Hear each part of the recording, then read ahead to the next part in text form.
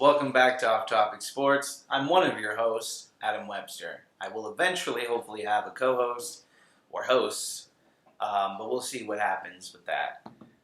First topic I want to discuss is Dan Snyder and the Redskins. Formerly the Redskins, now Washington Football Team, to be determined.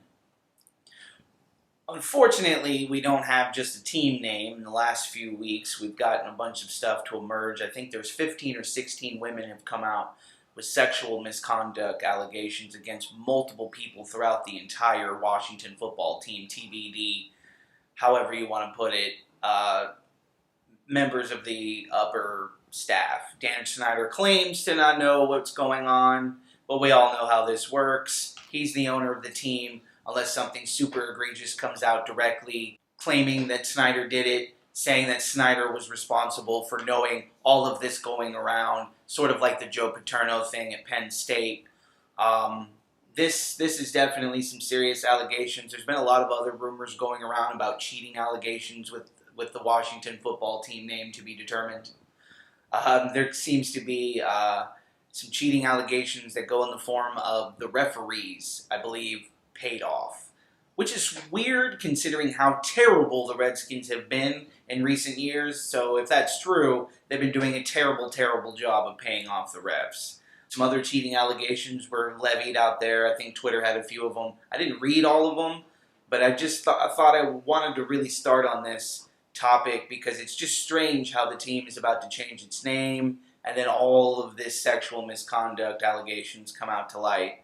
Not a very good look for the team. It's going to be very, very difficult, I think, for the Redskins, not only in Ron Rivera, but for the total team going forward to really try to set a good season, having possibly a shortened season, a delayed season. We don't know for sure right now. I'll get into that in a minute, but it looks like the Redskins Washington Football Team to be name to be determined, whatever you want to call them. The Washington Football Team has got a lot of hot water right now to deal with, on top of changing the name, on top of COVID protocols and regulations to get ready for the season.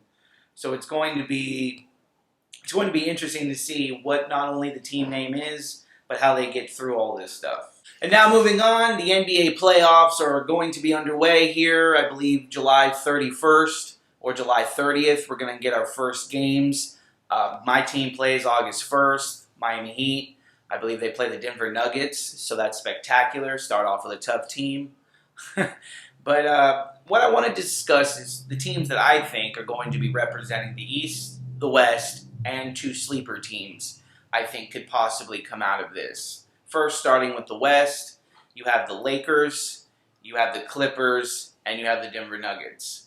Now, my sleeper for the West is going to be probably the Dallas Mavericks. And the only reason why I think the Dallas Mavericks is if their continuity gets together and they really are able to be healthy. I think KSP and Luka are definitely going to mesh well. They have been meshing well. But in the playoffs, in this system, in the West, with the Rockets going small ball, and the Lakers being pretty much a big team with shooters on the perimeter, there's really no set team. You know, not everybody's shooters, not everybody's big men, not everybody is defense. So each team in the West has its own peculiar style that it works well for them. And it looks like it's going to be 4 or 5 teams you can pick from the West. But I think the 3 teams that I would pick would be Denver, the Clippers, and the Lakers. My sleeper, though, is them Dallas Mavericks. There's just something about them that I think with Luka and Kristaps Porzingis that they could definitely make do some damage in the West. They could rebound. Now, defense is probably not something that's going to be very effective for them. They can do it, obviously. They're not a top defensive team. I'm probably wrong about that as I speak it, but I think they can definitely outshoot you. They remind me of like the baby Warriors just before the Warriors took that next step. But in the East, it's a little bit different. I think there's 3 teams. There's only 3 teams, and I think it's the Heat, the Celtics, and the Milwaukee Bucks. My sleeper is obviously going to be the Heat. I think Jimmy Butler, as the primary scorer for that team, has got a lot of people cause for concern. They're sort of like, the Heat look good. They have some good three-point shooters in Robertson and Hero. They do effective defense. They get up and down the court, fast pace, all that. But I do believe they are the sleeper team. Boston, there's just something about their depth. Their starting five is amazing. I mean, Hayward, Walker, Tatum, Brown. I mean, you name it, they got 30-point scores, and all of their, pretty much their starting, or four of their starting five.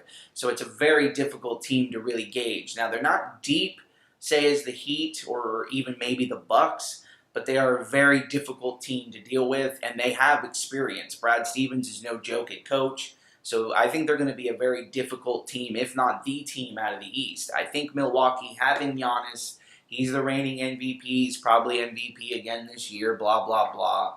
I just think with the way the Heat defended him this year, they're 2-0 against him. And in one of those wins, the Heat didn't even have Jimmy Butler. And the Milwaukee Bucks were fully staffed and at home. And the Heat did very, very well in defending him. And I understand it's a regular season win and blah, blah, blah. But it definitely shows me that they know what to do to defend him. So when it comes to the NBA playoffs, in this, as we call it, the COVID championship, bubble championship, Disney championship, whatever, I think the Lakers are definitely going to be the favorite. Obviously, the Bucks will be the favorite out of the East. But I think the teams that you really need to pay attention to are the Boston Celtics, the Miami Heat, and the Dallas Mavericks. I think those teams can make a little bit of noise, and they're not really getting, which is weird, the Celtics aren't getting as much love with the team that they've assembled. But in going forward, I think that the Lakers and probably the Celtics would be the pick I had to pick right now. But I want to wait until we get a little bit closer into the first round of the playoffs before I really make my predictions. MLS Tournament is underway. Orlando City SC is now 2-0-1. The reason why I want to talk about Orlando and the MLS Tournament is because of how good Orlando SC looks. As a Sounders fan as I am, my team has recently won a game, lost a game, and tied a game. So they're looking okay as they acclimate to this Florida humidity and heat.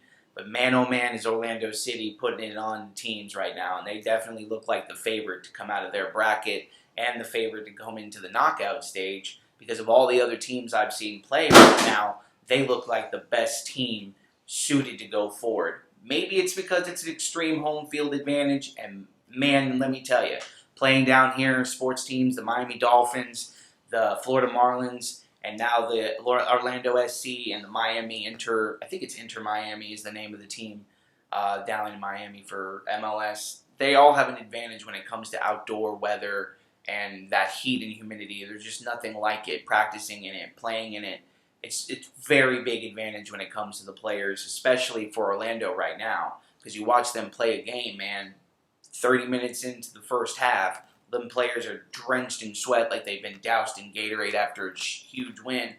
And for whatever reason, I just feel like the sleeper out of this tournament, I know people are going to pick New York FC, the Red Bulls, the Revolution could make a splash. The Sounders are definitely not to be slept on.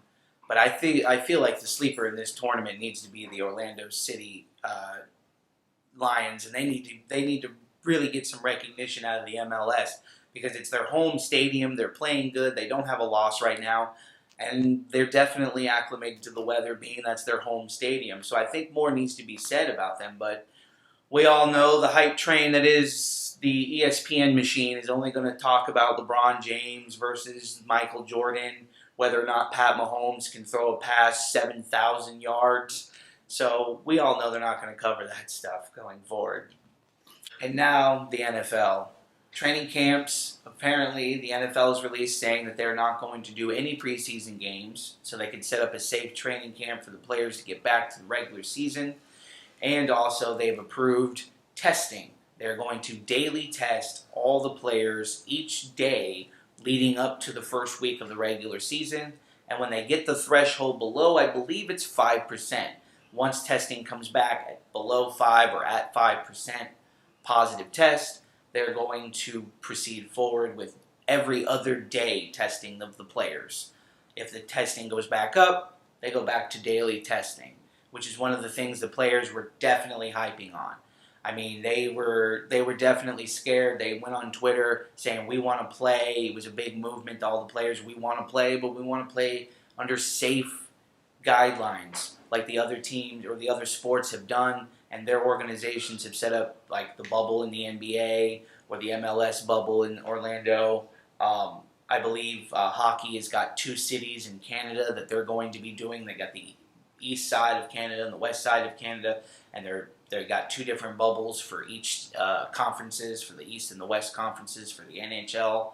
Obviously, the MLB's got to go through their thing because each team travels to each team. So I think right now they're not doing any interleague play.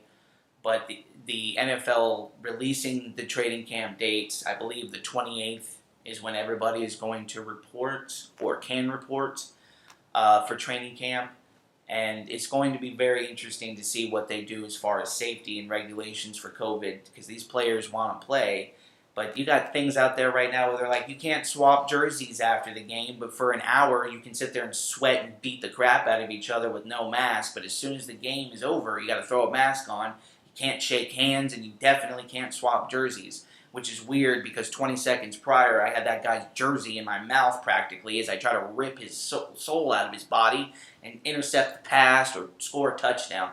And you tell me after that, I can't swap jerseys with him now? Come on. The NFL really needs to get a little bit more together when it comes to its regulations and what it's going to do for the regular season and how it's going to protect its players, whether or not teams are going to be permitted to have fans, and what capacity will they have for those fans. I believe I'm hearing and reading 25% capacity, which is pretty good. I think we're going to get, a good amount of fans wanting to go regardless. And with the decent rumors, well, not rumors, but with the information coming from BBC, I believe I read, about a possible vaccine, it looks like we could be at 25% capacity starting the season and maybe end the season right around 50%. I won't hold my breath on that because things has got to be safe, and we got to get a good vaccine out there before they'll allow things to get back to normal as far as live sports. But seeing what NASCAR's been able to do and how they've been able to get a good crowd together, there's been no major reports about a giant outbreak of corona at any of the NASCAR events that they've done. So that's a pretty good sign for football going forward. But man, I hope everybody can stay safe out there and we can get things together so we can get some sports back. So not only get entertainment for those of us who miss it, but getting jobs back to people who have jobs in the sports, not only for the players, but for the people that work at the stadiums, the people that put together the field, that maintain the fields, that put together courts. Obviously, all of those workers that do all the dirty work to get it together want to go back to work and get paid too. So hopefully things get figured out going forward and we can get some live sports and I can get some crazy tweets going. So that's the episode, guys. And thank you for watching Off Topic Sports. Don't forget to like and subscribe to the video. Follow us. It's our talk show. You can follow me on my social media here on Facebook or on Twitter. It's a damn man I am, or Big Bacon Boy. You can find me under one of those.